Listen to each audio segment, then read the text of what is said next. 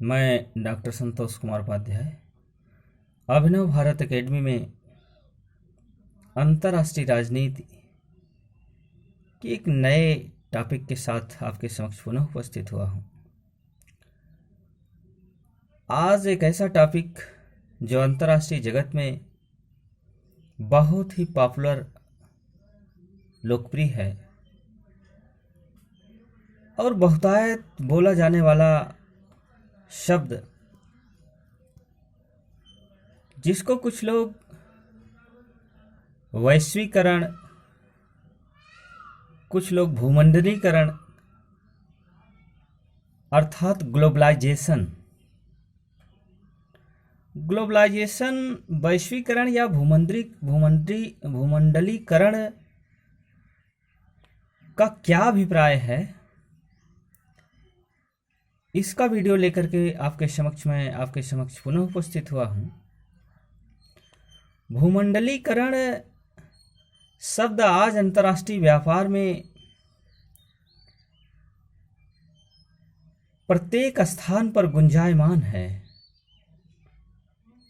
यह शब्द व्यापार अवसरों की जीवंतता एवं उसके विस्तार का द्योतक है। भूमंडलीकरण वस्तुतः व्यापारिक क्रियाकलापों, विशेषकर विपणन संबंधी क्रियाओं का अंतर्राष्ट्रीयकरण होना है, जिससे संपूर्ण विश्व बाजार को एक ही क्षेत्र के रूप में देखा जाता है।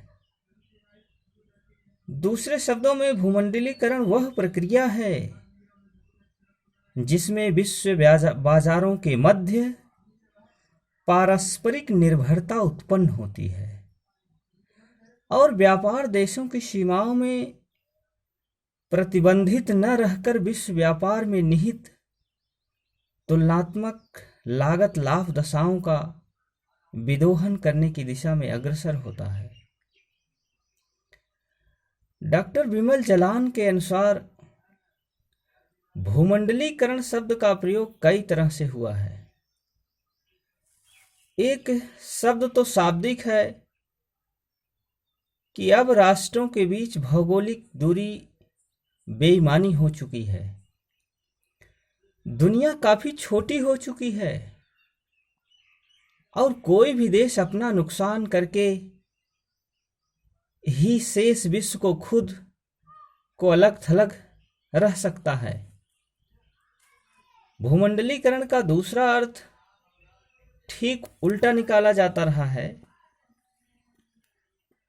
इसके अनुसार यह देशी हितों की जगह दूसरे देशों के बहुराष्ट्रीय निगमों के हितों को ऊपर रखने वाला नीतिगत बदलाव का नाम है। भूमंडलीकरण या वैश्वीकरण एकरूपता एवं समरूपता की वह प्रक्रिया है जिसमें संपूर्ण विश्व सिमट कर एक हो जाता है। एक देश की सीमा से बाहर अन्य देशों में वस्तुओं एवं सेवाओं का लेन देन करने वाले अंतर्राष्ट्रीय निगमों अथवा बहुराष्ट्रीय निगमों के साथ देश के उद्योगों की संबद्धता भूमंडलीकरण है।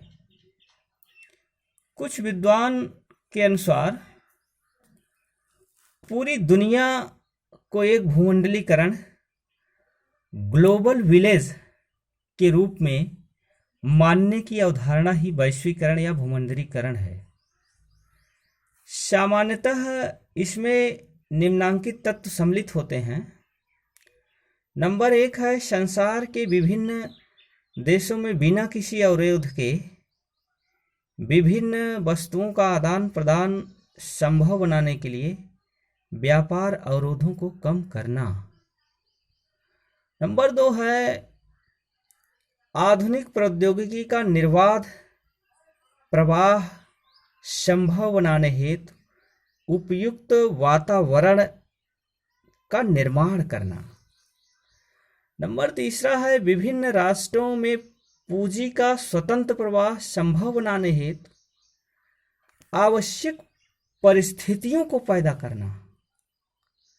नंबर 4 है संसार के विभिन्न देशों में श्रम का निर्बाध प्रवाह संभव बनाना। संक्षेप में भूमंडलीकरण राष्ट्रों की राजनीतिक सीमाओं की आर पार आर्थिक लेन देन की प्रक्रियाओं और उसके प्रबंधन का प्रवाह है। विश्व अर्थव्यवस्था में आया खुलापन, आपसी जुड़ाव और परस्पर निर्भरता के फैलाव को भूमंडलीकरण कहा जाता है। भूमंडलीकरण से अभिप्राय उन्मुक्त बाजार एवं प्रतिस्पर्धा, ओपन मार्केट एंड कंपटीशन। राष्ट्रीय अर्थव्यवस्थाओं का विश्व अर्थव्यवस्था के साथ आयोजन, adjustment of national economy with that of the world economy. राष्ट्रीय बाजारों को अंतर्राष्ट्रीय बाजारों में परिवर्तित करना।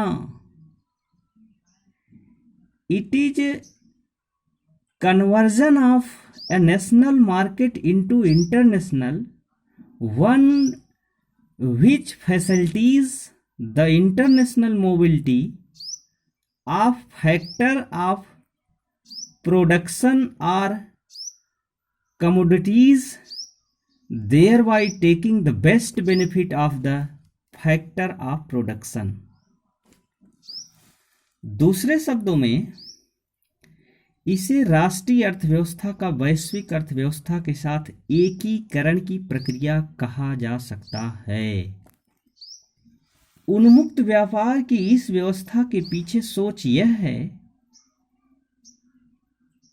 कि अमेरिका कंप्यूटर जैसे माल उत्पादित करके जो उसके लिए सुलभ है और भारत चावल जैसे माल उत्पादित करे जो उसके लिए सुलभ है।